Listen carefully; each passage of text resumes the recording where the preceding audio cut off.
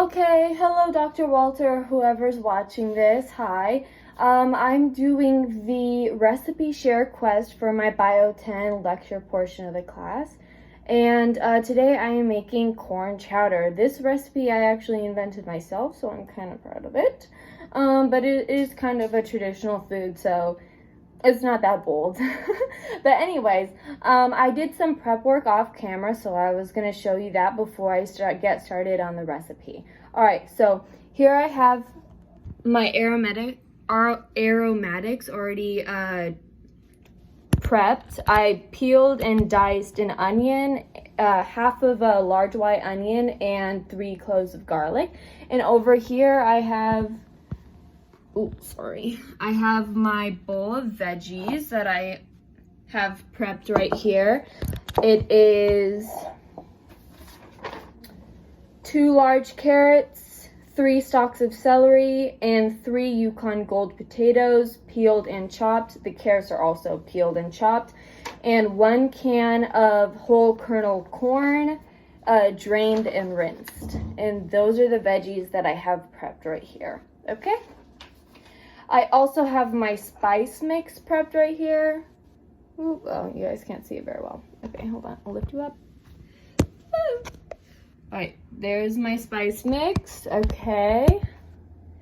All right, my spice mix is salt, pepper, celery salt, a little bit of cumin, a little bit of cayenne. No, just kidding. A little bit of cumin, a little bit of oregano, and then some cayenne, Hungarian paprika, and garlic pepper. Measure with your heart. Okay, for the next step in the cooking portion, I have this medium soup pot with me here. I covered the bottom in a generous amount of olive oil, probably close to 6 tablespoons, and about 1 teaspoon of salt, 1 teaspoon of pepper. I waited till my oil got hot, and now I'm going to throw in my onion and garlic.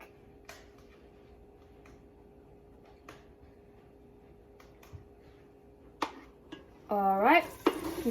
Yeah, you hear that sizzle? That is good news. All right. Okay.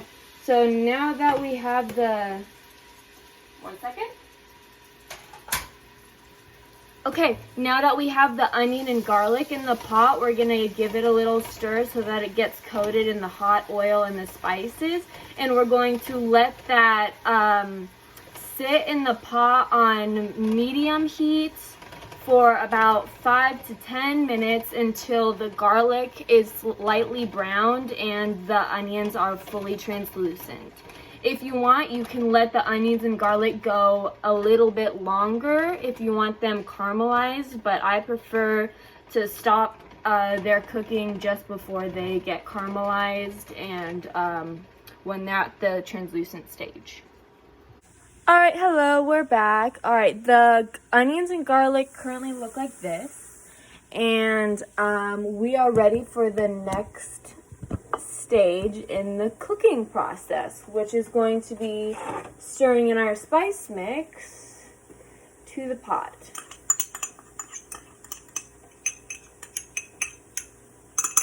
Alright, and now that we have the spice mix in there, we're going to give it a good stir.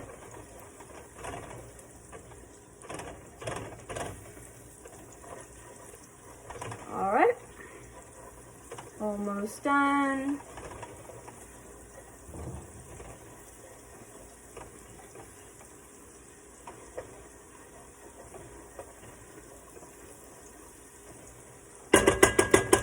Alright, and now that we have the spice mix and the aromatics all cooking together with the still hot oil, we are going to stir in our veggies and make sure they get all coated in the spices, oil, onions, garlic. We want them to all be evenly coated together.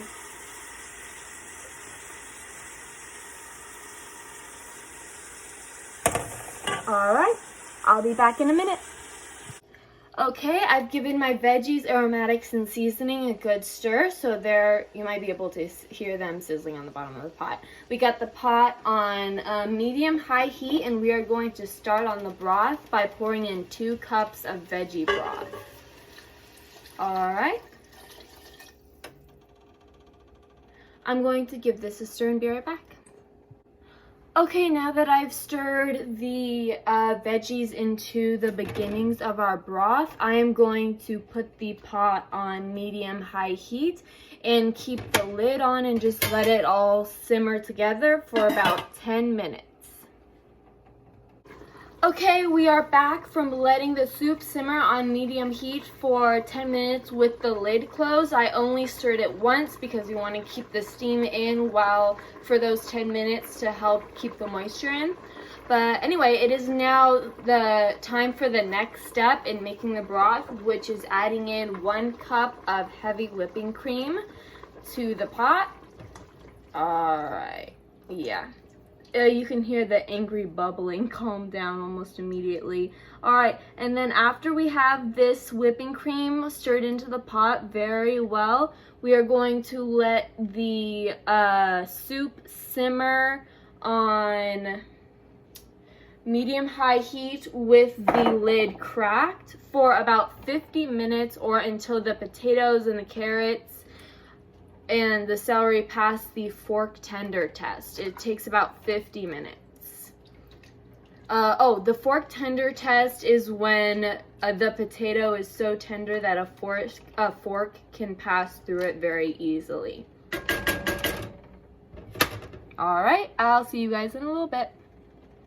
Okay, hello again. So it has been 50 minutes and I ended up having to change my soup heat from medium high to medium low just because it was bubbling a lot. And here I'm going to give it a real good stir and serve myself up a bowl. I'm gonna show y'all my reaction and such. Okay, so while it's simmering for those 50 minutes, you can adjust the heat as needed as well, and it's suggested to stir every 5 to 10 minutes, probably closer to every 5 minutes, just so that you don't burn the bottom of the pan. I stirred every 5 minutes and I did not burn the bottom of my pot, so take it from me. I'll be right back. Alright, I am back and here is my bowl of corn chowder. Delicious. Okay, you can top it with some shredded cheddar cheese or some green onions, just whatever you like, but I personally am too lazy and too hungry to do either of those things, so I'm gonna try it right now. This is gonna burn my mouth. Okay.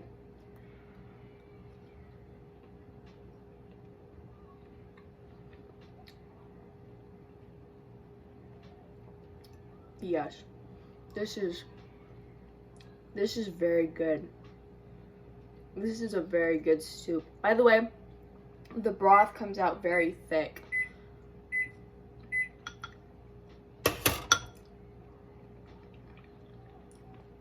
Very, very good corn chowder. Oh, quick note.